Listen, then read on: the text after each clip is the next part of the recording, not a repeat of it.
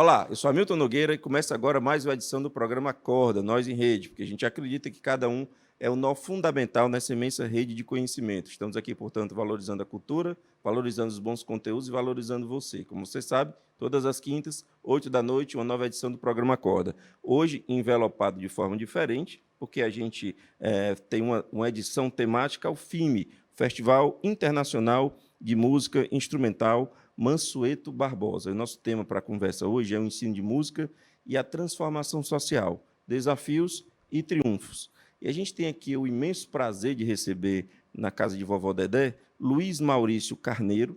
O Luiz Maurício é pianista, violinista, maestro, coordenador do programa de música Jacques Klein, no Instituto Beatriz e Lauro Fiuza. Conosco também, recebendo aqui mais uma vez, voltando ao programa, Arley França, que é regente da Orquestra Contemporânea Brasileira, coordenador do Sistema Brasileiro de Bandas e Orquestras, o Sinfonia.br. Sugiro a você que procure, dê uma gulgada nisso, porque é muito bacana.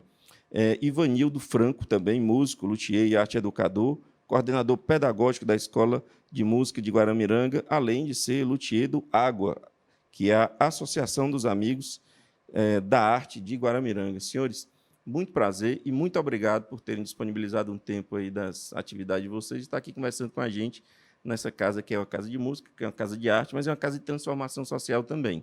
Então, eu queria começar vendo o currículo de vocês é bem extenso, por isso eu tive que resumir o máximo possível para poder caber dentro do tempo do programa, mas pegando esses nomes mais publicitariamente conhecidos, eu queria saber do Maurício o que é o Instituto Beatriz Lauro Fiuza, para começar. Prazer recebê-lo. Prazer é meu, Hamilton. O Instituto Beatriz Lauro Fiuza é uma instituição que presta ensino de música dentro aqui de Fortaleza, em 3 núcleos, né? Um deles de karatê e 2 de música. Um ali no Passaré, outro na Casa José de Alencar. E nós trabalhamos atualmente com ensino de cordas e piano, além das práticas corais. Todo o ensino é gratuito. Ele completa, no ano que vem, 10 anos de existência, de atuação, e contamos atualmente com cerca de 415 alunos dentro do programa de música Jacques Klein.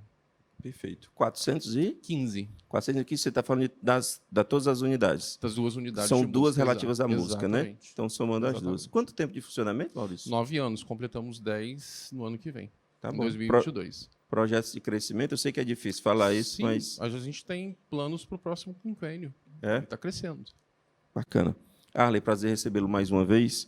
Explica para a gente o que é a Orquestra Contemporânea Brasileira, para quem não conhece, registrando que eu já fui alguns domingos de manhã e é um imenso prazer ter visto aquilo acontecer. Olá, Hamilton. Saudações a todos que estão nos acompanhando.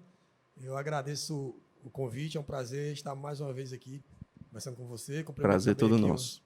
Os colegas aqui, o Maurício e o Vanildo. A Orquestra Contemporânea Brasileira é uma ação cultural do Sinfonia.br, Sistema Brasileiro de Bandas e Orquestras, em parceria com a Amarte. Essa orquestra é uma orquestra profissional, sediada em Fortaleza. Nossa orquestra ela é residente no Cine Teatro São Luís, que é uma casa, é um teatro maravilhoso, e tem o patrocínio da EDP e apoio cultural do Instituto EDP.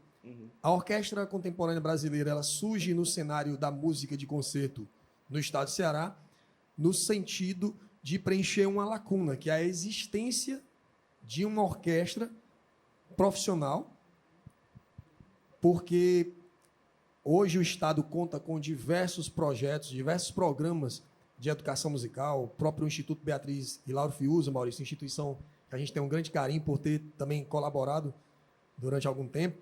A Água, instituição também que desenvolve trabalho na área de música, eu também tive a oportunidade de passar por lá, e tantas outras. E a gente percebeu que esses jovens, eles têm essa formação. Hoje nós estamos, de certa forma, como a própria casa de Vovó Dedé, desenvolve aqui também projetos na área de orquestra. Nós temos muitos projetos de orquestras infanto-juvenis no estado de Ceará, que é muito bom. Acho que a gente está no melhor momento da história da educação musical no estado, no sentido dessas iniciativas. Contudo, interessante que as pessoas não sabem disso, né? Não sabem, infelizmente. Contudo, para que esses futuros músicos fortaleçam a sua experiência estética, é inevitável que eles tenham que eles não tenham contato com uma orquestra profissional. É imprescindível que um músico iniciante ele tenha esse contato com a orquestra profissional. E aí a gente começou a se perguntar, muitos programas de educação musical, muitos projetos de educação musical de orquestras infantis e juvenis surgindo, mas a gente não tinha uma orquestra profissional ativa.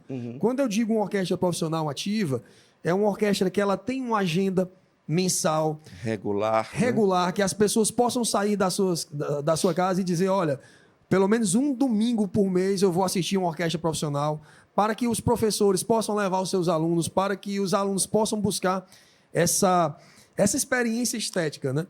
Perdão, existem várias outras orquestras, mas profissional com essa regularidade, repetir a palavra, infelizmente, profissional é a única, é isso? No momento, no estado, a Orquestra Contemporânea Brasileira é a única orquestra profissional, ativa, que tem uma agenda regular.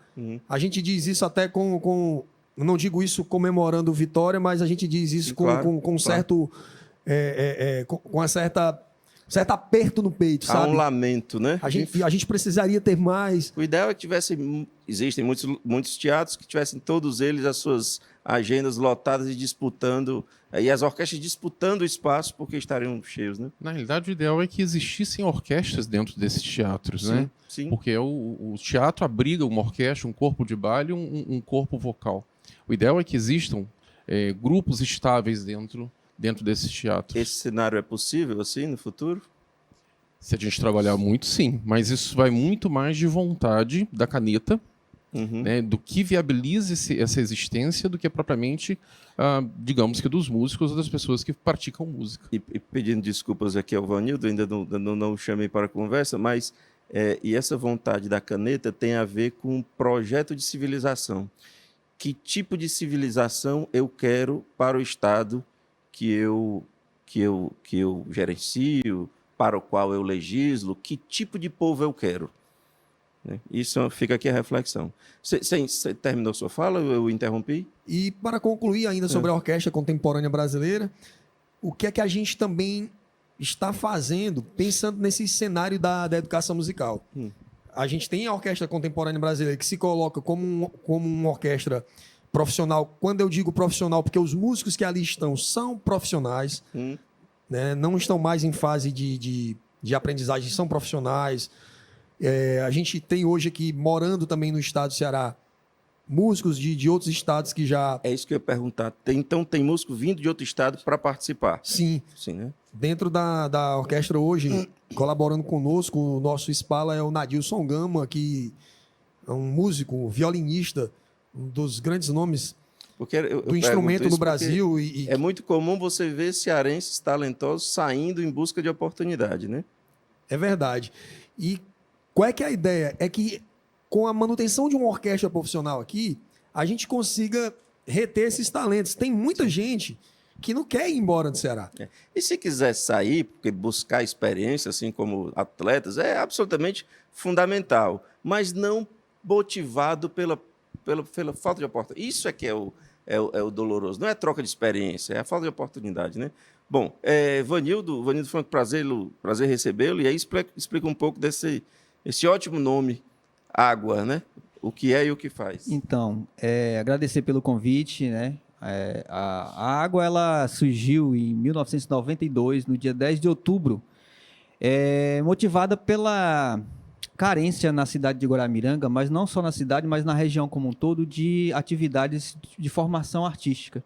Né? A Água, ela trabalha, além da escola de música que ela mantém, ela trabalha também com artes cênicas, com artesanato, né? Com empreendedorismo cultural. E um grupo de amigos resolveu se juntar, montar, né, uma associação para trabalhar de forma independente, né? Fazendo parcerias com o poder público, com empresas privadas, para trabalhar a arte no maciço de Baturité como um todo, a formação de jovens artistas, né, envolvendo teatro, dança, música, né, 1992. Isso, a gente acabou de completar 29 anos. Pois é, eu estava pensando, vamos para 3 décadas. Exato, o próximo ano é uma festa grande que a gente vai fazer, se Deus quiser. Tomara, e todo mundo livre aí dessa tragédia humanitária. E o que você já tem, o que você pode dizer de frutos dessas Pois 3 então, décadas? a gente tem o nosso principal projeto, né? Acho que é o motivo de eu estar aqui hoje, é a Escola de Música de Guaramiranga, que foi fundada no dia 5 de novembro de 97. Então, a gente, de lá para cá, já vem tendo alguns frutos, né? A maioria das pessoas, nós estamos aí chegando bem perto de mais 10%, talvez. Aí, o último cálculo que a gente fez, 10% da população de Guaramiranga já passou, população jovem, já passou pela Escola de Música de Guaramiranga e passou pela oportunidade de ter tido o contato com a música e com a arte. Então, os frutos disso são... Isso é o projeto civilizatório. Isso é um projeto que a gente pensa, viu, amigo, a longo prazo, porque, por exemplo, o Arley tem esse sonho de ver um dia, de repente, todos os teatros, né, do Ceará com sua orquestra, pelo menos a capital. E a gente sabe que isso não é fácil, porque a parte que nos cabe, que é a parte das ONGs, do terceiro setor, a gente está fazendo.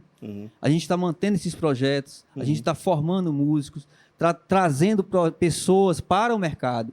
Agora eles não estão achando vazão para mostrarem o seu potencial. E isso depende de política pública, principalmente. Né? Um teatro ele tem que ter a sua orquestra. E isso é muito comum na Europa.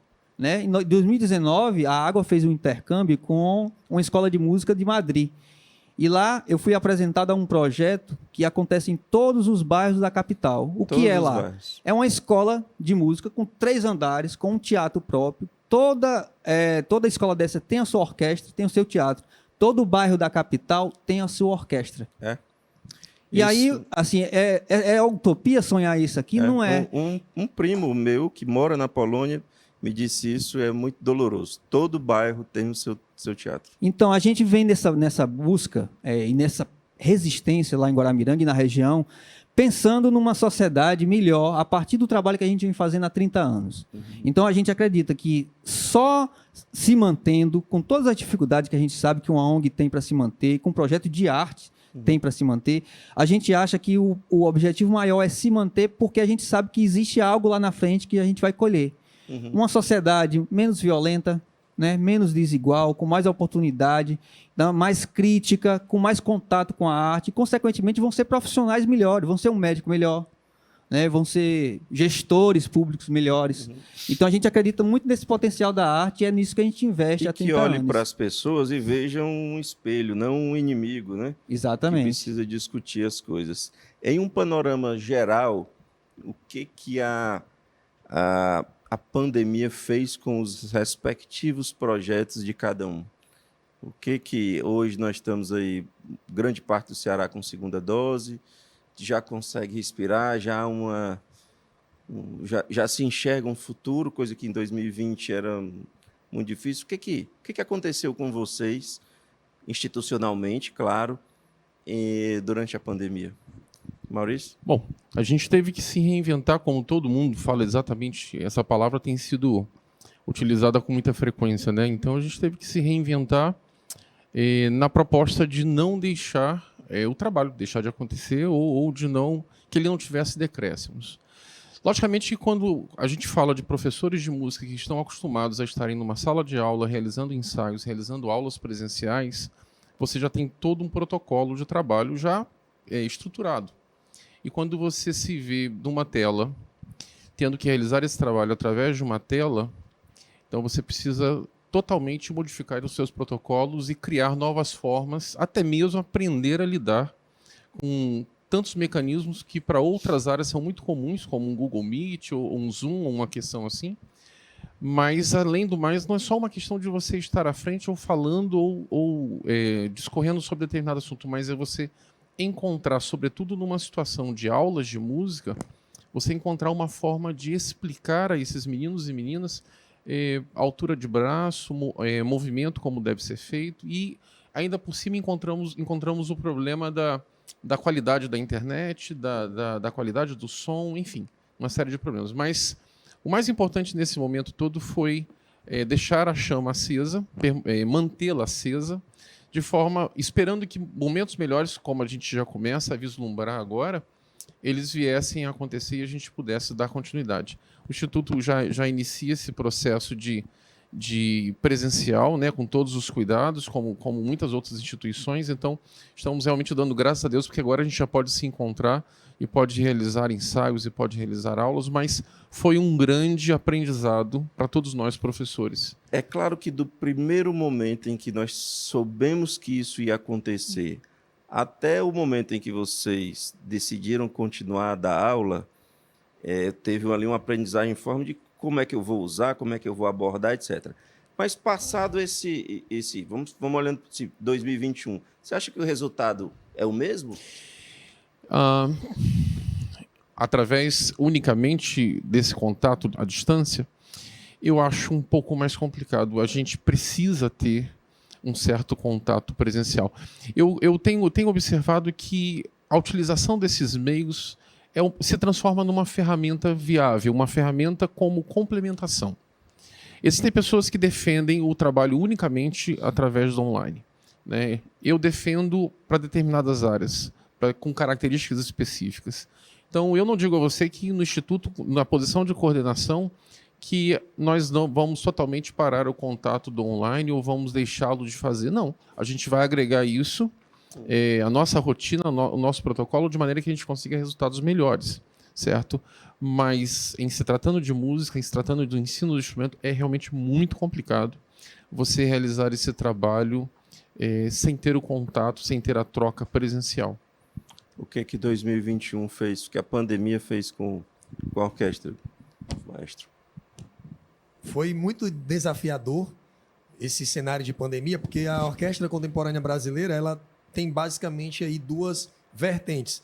A gente tem um primeiro ponto de atuação que é voltado para concertos, e concerto a gente precisa de ter os músicos, os artistas que ensaiaram, que prepararam aquele repertório, foi feito todo um trabalho. Nós precisamos também de ter o público, né? E é muito importante para um artista, para um músico, esse Troca. contato, essa energia na hora do concerto, sabe? É você estar tocando aqui e mesmo não estar olhando no rosto das pessoas, mas sentir no calor dos aplausos o quanto aquelas pessoas estão gostando. A gente perdeu isso, né? A gente não tinha como fazer isso. E o outro ponto é que a Orquestra Contemporânea Brasileira, ela também tem núcleos de educação musical espalhados em algumas cidades do estado de Ceará, 20 cidades, né? onde nós ensinamos música para crianças e adolescentes, formando orquestras infantis juvenis, a partir dos músicos profissionais que integram a Orquestra Contemporânea Brasileira, que são professores. Então a gente teve esse desafio duplo. No primeiro ponto, que é a questão dos concertos, o que é que a experiência da pandemia ela nos trouxe? A gente foi ter que estudar, pesquisar como é que eu vou produzir agora um concerto em vídeo. Então, o maestro, que é o diretor artístico, que antes ele se preocupava apenas em preparar o repertório, cuidar artisticamente da orquestra, e como eu sou uma pessoa que eu não gosto muito de confiar, assim, de terceirizar tudo que eu preciso, eu gosto de minimamente conhecer, até para eu poder chegar para as pessoas que estão me auxiliando e dizer o que é que a gente precisa. Então, para mim, em especial, a gente teve esse desafio. Eu tive que aprender como é que são feitas gravações de áudio, como é que é feito gravação de vídeo, que equipamentos, que microfones, que sistema de som, iluminação. Que técnica, né? E a gente conseguiu um grande resultado. Se as pessoas que estão nos acompanhando aqui puderem pesquisar lá no YouTube da Amarte ou do Cine Teatro São Luís, vocês vão ver o que eu estou falando. A gente conseguiu um excelente resultado de qualidade de áudio, de qualidade de vídeo também. Então, esse foi o nosso ponto positivo, né? Contudo, nada disso supera você tocar para uma plateia que está do outro lado da tela. É mais difícil.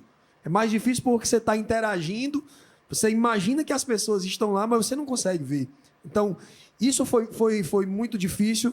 E os nossos músicos, os integrantes da Orquestra Contemporânea Brasileira, eles foram grandiosos. Eles foram grandiosos porque conseguiram, nesse cenário de pandemia, convivendo com todas essas circunstâncias que nós precisamos passar, mas eles sempre mantendo ali, dentro do possível, né, essa chama acesa. Isso foi uma questão, inclusive a Casa de Vovó Dedé aqui foi nosso parceiro. Os ensaios da Orquestra Contemporânea Brasileira dessa temporada ocorreram aqui. E os concertos eles foram gravados e exibidos diretamente do Cine Teatro São Luís, né? E o outro ponto, a questão da educação musical. E aí eu chamo a atenção, isso é uma opinião minha, não estou dizendo que é verdade, que é o certo, que é errado, mas é uma opinião minha.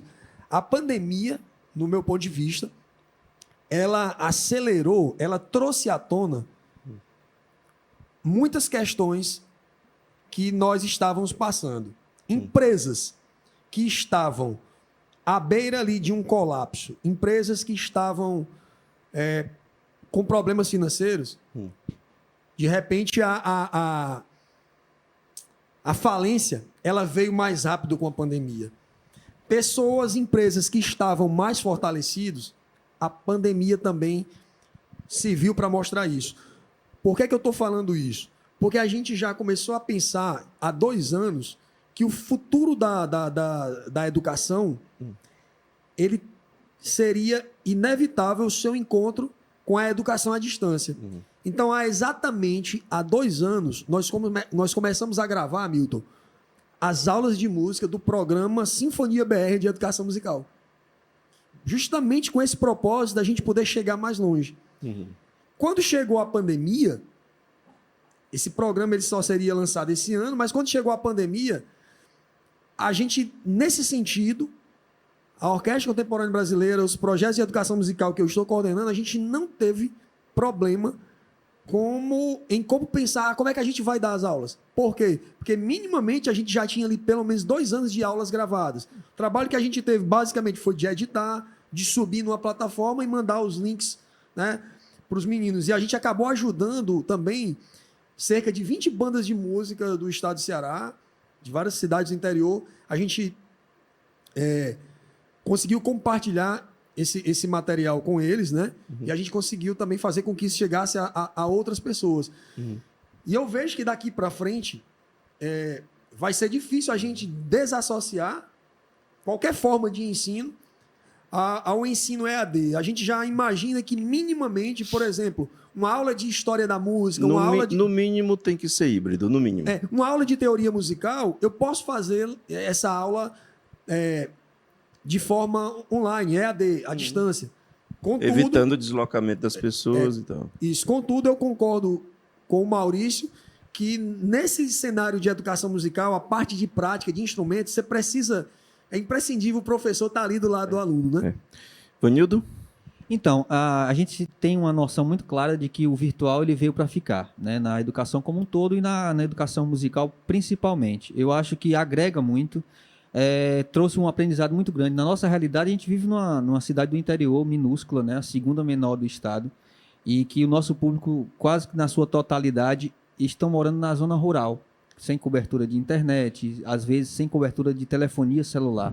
A gente teve uma defasagem muito grande, porque a gente não conseguia chegar a todo mundo pelo meio virtual. Então, a gente teve que de usar várias estratégias, além de gravar vídeos e mandar para uma tia, para um vizinho que tinha um smartphone. Às vezes, a criança não tinha, o adolescente não tinha um smartphone. O único telefone que tinha na casa era o da mãe, era o do pai que usava para trabalhar. Então, a gente encontrou muitas dificuldades nesse sentido.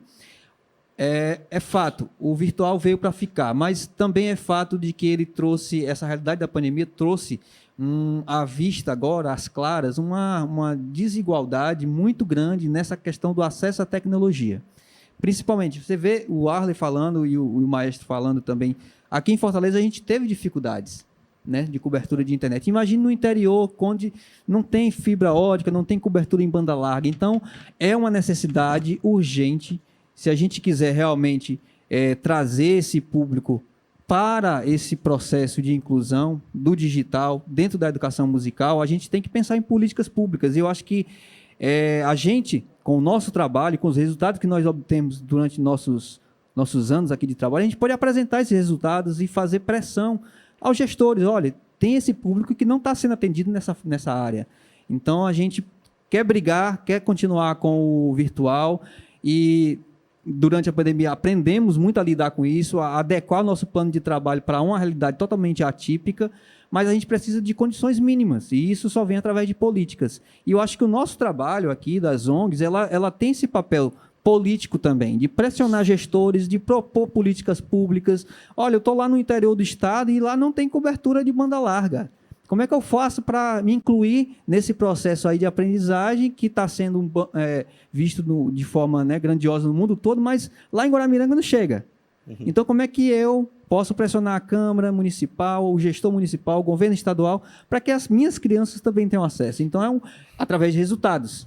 Existe alguma institucionalização da área de vocês? Algo que concentre, que possa ser uma associação, ou que possa concentrar essa luta com algum foco específico?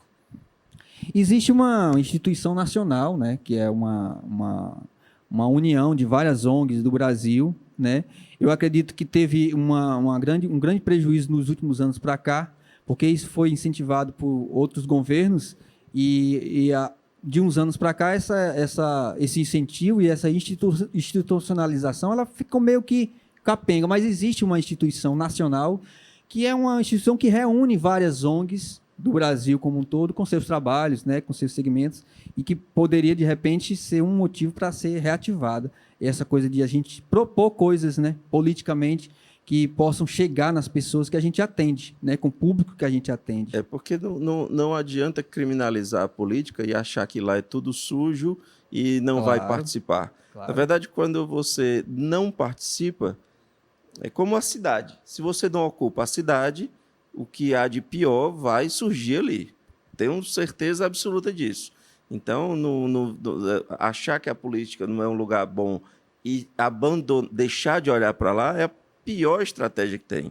Então, tem que ir para a Assembleia, não é difícil entrar. Eu estou lá toda quinta-feira, ajudo a conversar com A ou com B, contem comigo.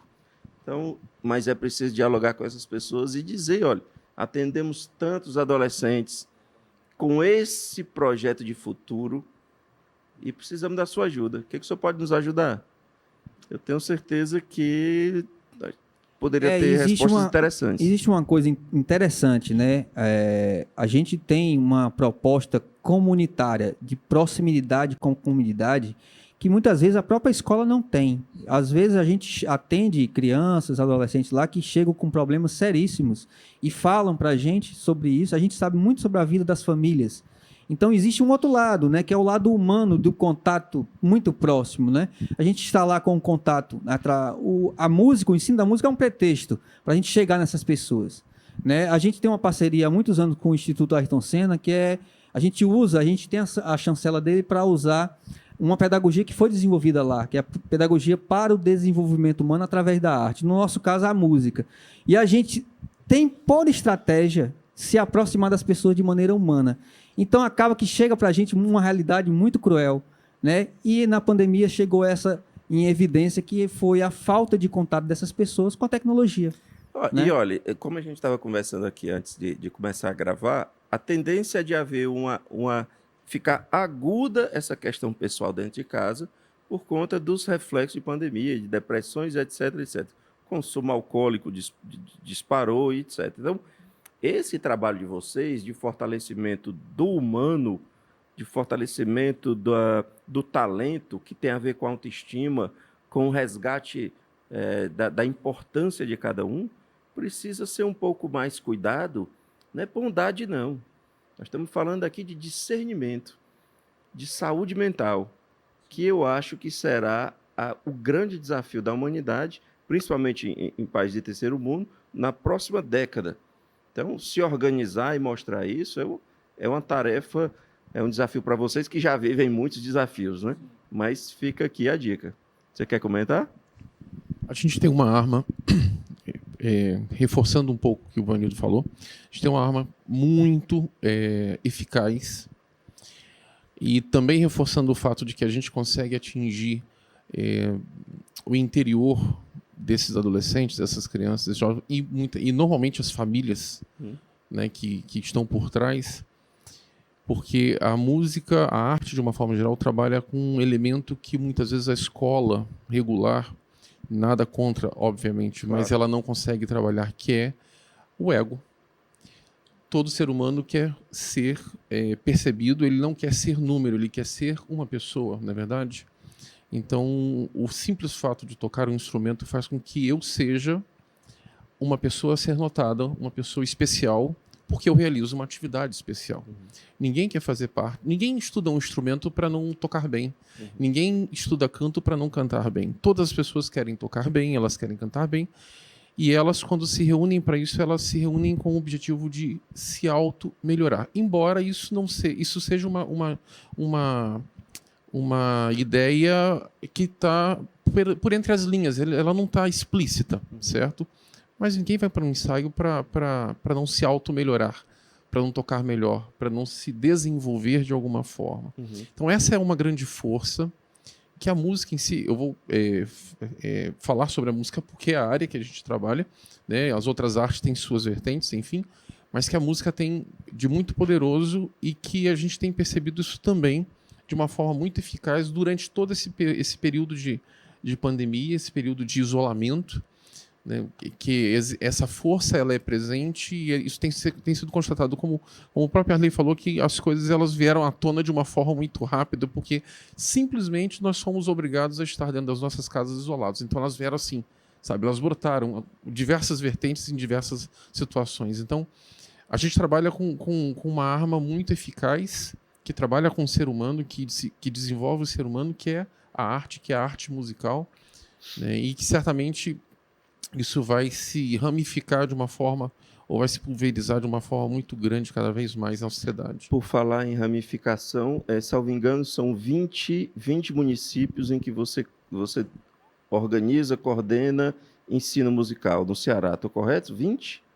Com a Orquestra Contemporânea Brasileira, nós estamos presentes hoje, programas de educação musical em 6 municípios, Certo. mas durante a pandemia, a gente conseguiu atender a 20 bandas de música de municípios ok, diferentes, além ok. desses 6 com orquestras. Então a gente tem um programa para banda, que são instrumentos de sopro. Quando eu me refiro São a 20 diferentes Isso. dos 6. Os 6 Isso. são permanentes, mais Sim. 20 bandas de municípios. Ou seja, pode-se dizer que está presente em 26 municípios. Sim, sim. E aí, essa capilaridade dá a entender o que você aprendeu aí desses 26 municípios. Eu vou Que são realidades completamente distintas uma das outras. complementar aqui. Você não pode comparar a realidade de pujança econômica de Juazeiro com Fortaleza, com Mombaça, por exemplo. Né? Verdade, mas eu complemento aqui o que os colegas trouxeram à tona. A pandemia, ela também nos fez perceber quem é educador, né? Os educadores, os professores, eu acho que foram junto com a turma da saúde que está na linha de frente. Eu acho que os professores também fizeram um grande trabalho no Brasil. E nós que somos educadores, nós percebemos algo que, mesmo estando trabalhando com organizações não governamentais, com organizações sociais, a gente não havia percebido. Por quê?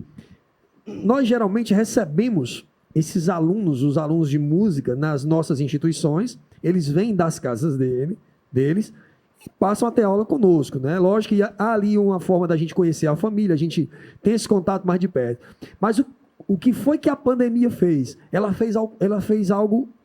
Ela pegou agora as organizações, através de seus professores, e nós passamos a entrar na casa das dentro crianças. da casa deles. E quando eu entro na casa da criança através da tela do celular, eu começo a perceber coisas, as instituições, as organizações, elas começam a perceber uma realidade que a gente não percebia, porque a criança hoje que está assistida pelos projetos aqui, somos projetos sociais, as crianças chegam lá, bonitinha, arrumadinha, vai para a aula, na nossa instituição lá, eu sei que eu conheço o IBLF, que é uma instituição do meu coração, sei como é que é, recebem um lanche lá, na água também, ok.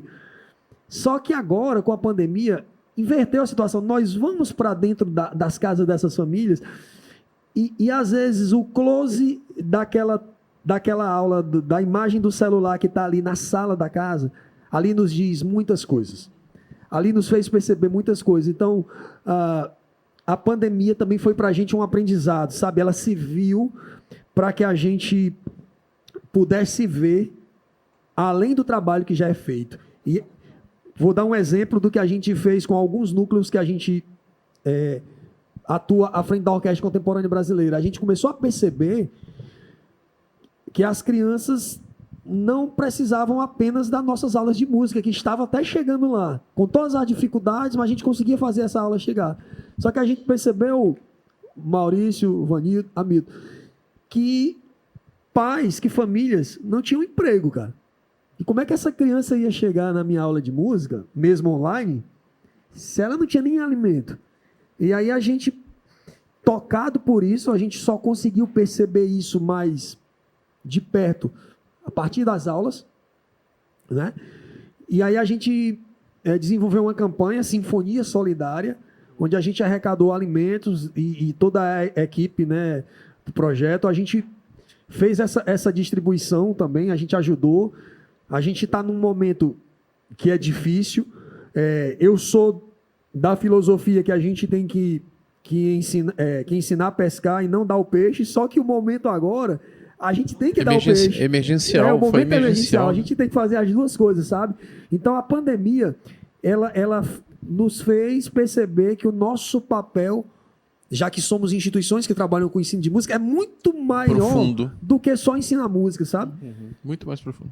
O IBLF também teve essa mesma impressão. A hora que as telas se abriram, a gente descobriu realmente muitas coisas que a gente não conseguia ver no dia a dia, recebendo, mas sim estando lá, a gente conseguiu perceber muitas coisas. Os gestores de vocês, patrocinadores ou pessoas que, enfim, que oportunizam esse trabalho de vocês, enxergam diferença entre formar um grande músico ou salvar um jovem, uma jovem de um caminho equivocado? Pode falar. Não, pode, Nilson. Não, a gente tem pelo menos na filosofia de trabalho da água, em primeiro lugar, trabalhar o humano. Porque a gente acredita... Essa é a prioridade. É a prioridade. Inevitavelmente, vai ter grandes músicos que vão se formar ali, porque a gente está trabalhando com uma linguagem artística, uma linguagem musical. Então, vai ter alunos que vão frequentar nossas aulas e vão se descobrir grandes músicos, e vão fazer faculdade, vão fazer bacharelado, e vão entrar numa orquestra. Isso é inevitável.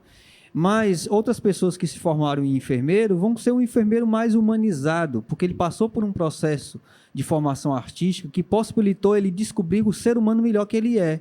Então, ele vai ser um profissional, vai ser um advogado, vai ser um engenheiro futuramente, mas ele vai ser um engenheiro que passou por um processo de humanização através da arte, através da música, no nosso caso.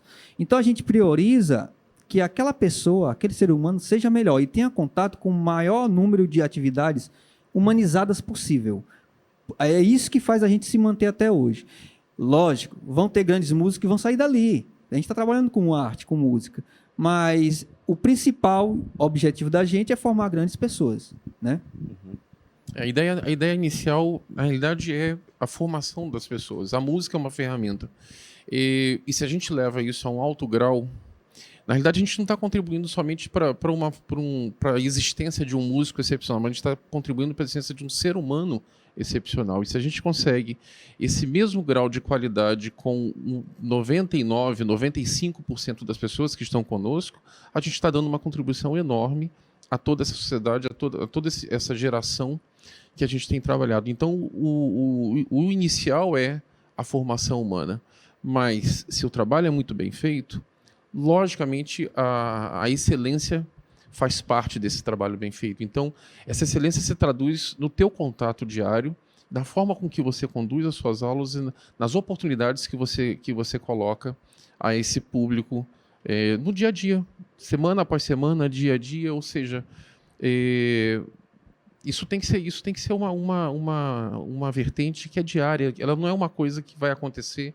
Não, ela tem que acontecer todos os dias, tem que fazer parte do protocolo. Por todo dia e por fazer parte, eu sei, na minha profissão de jornalista, eu sei quando o ponto alto, ponto máximo de alegria, e sei o ponto pior, mais difícil, de que não pode acontecer, e quando acontece, tá. Como um jogador que é feito para fazer gol e faz um gol no final da Copa do Mundo, é o ponto alto dele. E o ponto baixo de um goleiro, quando vem a bola fácil, ele tenta pegar, se distrai, a bola... Qual é o ponto mais alto e o ponto mais doloroso da carreira de vocês? Eu posso falar assim, dar um exemplo até pessoal, né? Eu me formei dentro da instituição que hoje eu trabalho, né? Então eu entrei na escola de música, eu tinha 14 anos de idade e fui passando por várias etapas, por vários processos, né?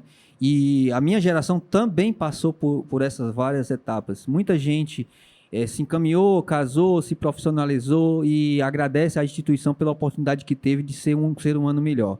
Eu acredito que o ponto máximo é quando a gente olha para uma pessoa que passou pelo processo da escola de música e vê aquela pessoa estabelecida na sociedade, vê uma pessoa que não tem grandes posses, mas tem uma dignidade de ter tido a oportunidade de se formar como uma pessoa melhor.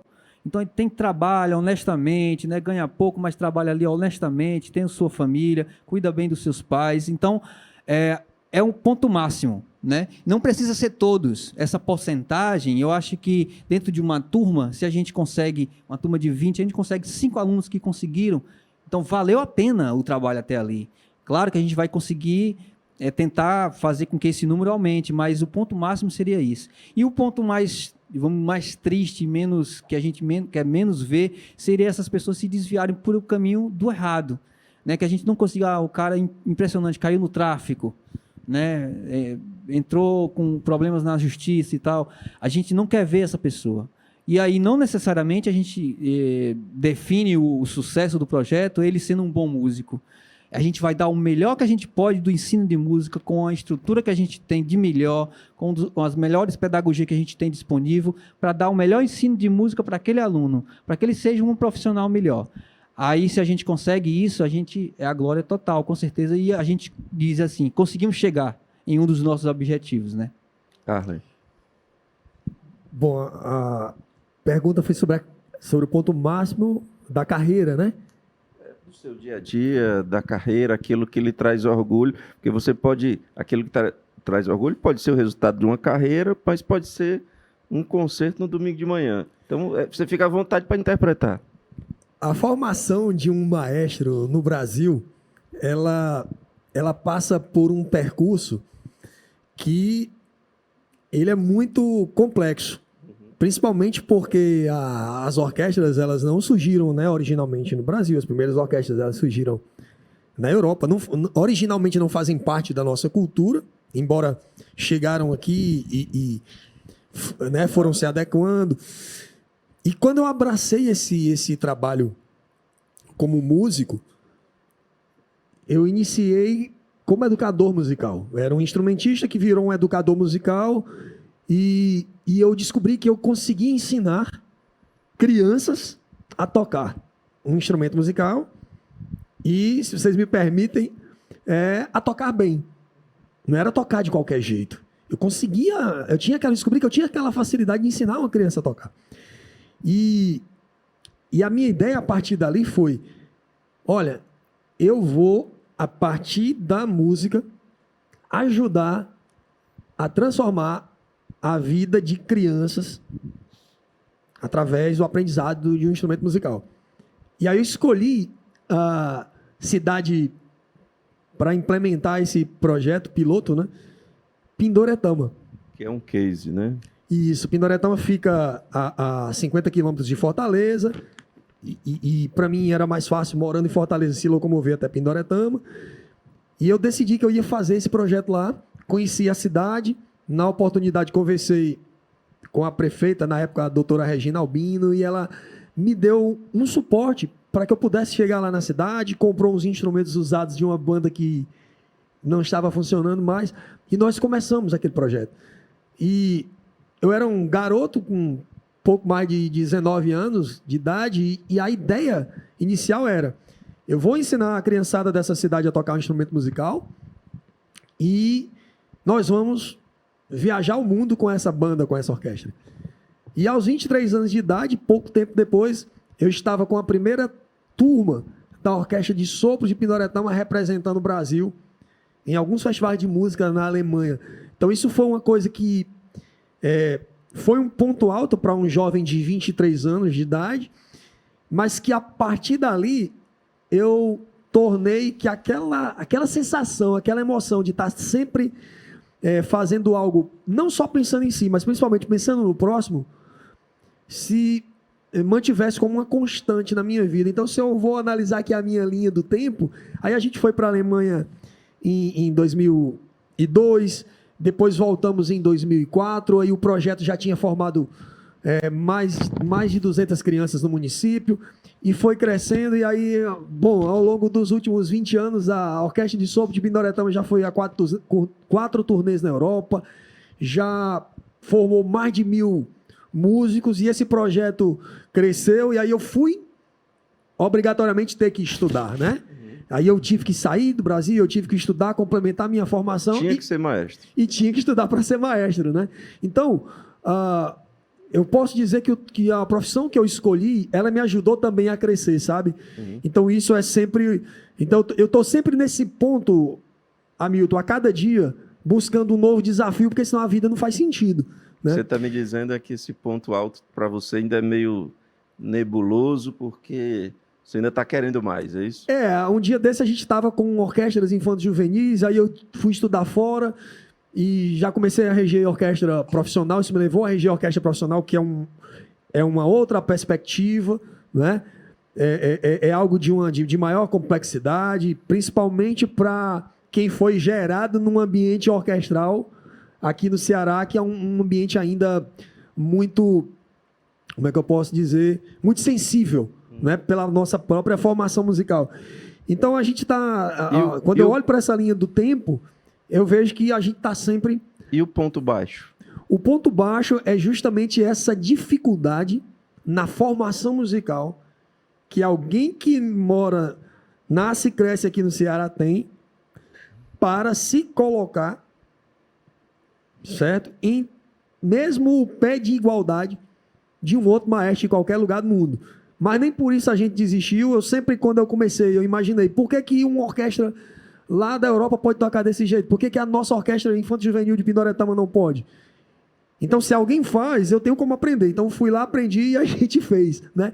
Então, mas é transformar essa dificuldade, esse ponto baixo, não no motivo para você estar reclamando ou como uma desculpa, mas transformar isso numa possibilidade. Se alguém faz, dá para fazer, sabe? Se alguém já fez, dá para fazer. Então, eu sempre fui essa pessoa otimista, que eu transformava esse limão, né, numa limonada. Você quase repete a frase de um amigo que diz que se alguém faz, pode ser feito. Se alguém não faz, eu vou tentar. Exatamente. Maurício, ponto alto e ponto baixo. Bom, você vai perceber que a gente tem... você está falando com 3 educadores e que os pontos altos serão muito semelhantes, né? Corroborando com os colegas, para mim, pontos altos é quando eu visualizo que pessoas que estiveram na minha classe durante muito tempo se transformaram meus colegas de trabalho. Isso são pontos altos, sabe? Mesmo que eles se transformem em profissionais, como o Ronildo falou, de outras áreas, mas se transformam em meus colegas de trabalho, e eu venho a trabalhar, a ter acesso, ter contato com essas pessoas. Olha, você estava na minha sala de 2000 ou de 1991, quando estava lá começando ainda, testando muitas coisas, enfim, né? E quando você recebe a notícia de que alunos passaram para a orquestra do estado de São Paulo... Bom, eu estou aqui no Ceará, vou completar 2 anos ainda, na realidade. Então, eu cheguei no início do ano passado. Você é de onde? Eu sou do Rio, estado do Rio. Cheguei no início do ano passado e já peguei a pandemia logo depois, né? Eu fiquei, na realidade, 2 meses sem pandemia e o restante com isolamento em casa. Atravessar a pandemia lá ou atravessar a pandemia? Olha, eu te digo que eu fui para lá e acabei contraindo Covid lá. Lá? Sério, ainda fiquei internado 15 dias, enfim, foi uma loucura. E depois retornei para cá em outubro do ano passado. Bom, enfim. Então, acho que ponto alto, eu acho que todos aqui vão concordar comigo, que é quando a gente vê aqueles que estiveram na nossa sala em posição de alunos, né, de pessoas em que a gente estava ensinando, que elas se transformam autônomas e que elas sabe, decolam, nesse caminho. Se forem músicos, se forem meus colegas diretos de trabalho, melhor ainda, né, isso acontecer. E eu também corroboro com os meus colegas, quando a gente tem inúmeros talentos, inúmeras pessoas que a gente já visualizava um segmento. Isso aconteceu poucas vezes, na realidade aconteceram 2 vezes nessa trajetória minha entre Rio, esses 30 anos de trabalho lá e agora aqui. Eu posso contar 2 vezes que aconteceram em meninos que estavam tocando trompas ali na orquestra e daqui a pouco, por situações da vida, eles saíram do projeto e se envolveram com drogas e acabaram morrendo assassinados por questões de briga de tráfico e coisas assim. Então, isso realmente doeu lá no fundo, porque eu queria esses meninos tocando ainda, né? Porque a gente acaba se transformando como tutores, pais, mentores, enfim, de todos eles. Né? A minha profissão me permite conhecer muita gente. E o ponto alto para mim é conhecer gente que pensa no outro. O ponto baixo é conhecer gente que só pensa em si. Eu agradeço imensamente a participação de vocês e queria dar 30 segundos para cada um para uma palavra final. Podemos começar com quem? Não Posso briguem começar? entre si, não. Não, eu quero agradecer o espaço, o convite. É sempre muito importante a gente estar se encontrando, né? Ainda mais agora, num período ainda pandêmico, falando um pouco sobre o trabalho que a gente faz, sobre, né, humano, sobre humanidade. Então, para a gente é um prazer, grato pelo convite. Arley? Agradeço o convite de poder participar aqui com vocês nesse festival maravilhoso também, que é o FIME, dentro aqui do programa Acorda. É uma honra ter conversado aqui também, Hamilton, com o Vanildo e o Maurício, e dizer que, mesmo na pandemia, as instituições, nós aqui somos apenas uma amostra, né? Existem outras tantas instituições, como a própria Casa de Vovó Dedé, transformando a vida de crianças, de adolescentes, da nossa população, através da música. E aí eu faço aqui um chamado aos gestores públicos. No momento, a Orquestra Contemporânea Brasileira está levando núcleos de educação musical para as diversas cidades do estado de Ceará. E a gente chama a atenção dos gestores públicos que invistam mais na criança, invistam mais no jovem, no adolescente. Não só a música, mas a educação de forma geral, o próprio esporte, enfim. E porque esse trabalho que nós estamos fazendo aqui, ele até que é importante, mas nós não fazemos sós. E é importante que o poder público esteja mãos dadas conosco. Maurício?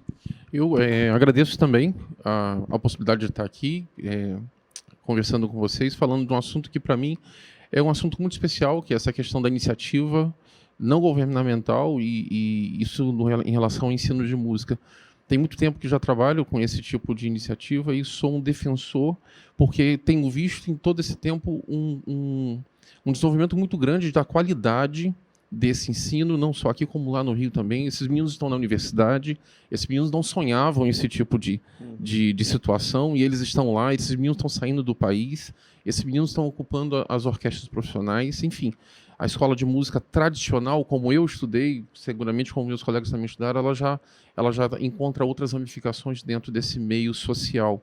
Isso é muito importante, porque isso abre, democratiza todos os meninos e meninas e todas as pessoas que querem estudar. Então, agradeço a oportunidade de estar falando sobre o assunto e vamos juntos, né? Vamos juntos trabalhar para que isso se transforme cada vez mais forte. Governo de mão dadas com a iniciativa. Vanildo, Arley, Maurício, imensamente agradecido. Agradeço também você que nos acompanha. Lembrando que todas as quintas, sempre às 8 da noite, a gente lança uma nova edição do Acorda, dessa vez especial, envelopado a partir do FIME, que é o Festival Internacional de Música Instrumental Mansueto Barbosa. Obrigado pela boa companhia e até a semana que vem.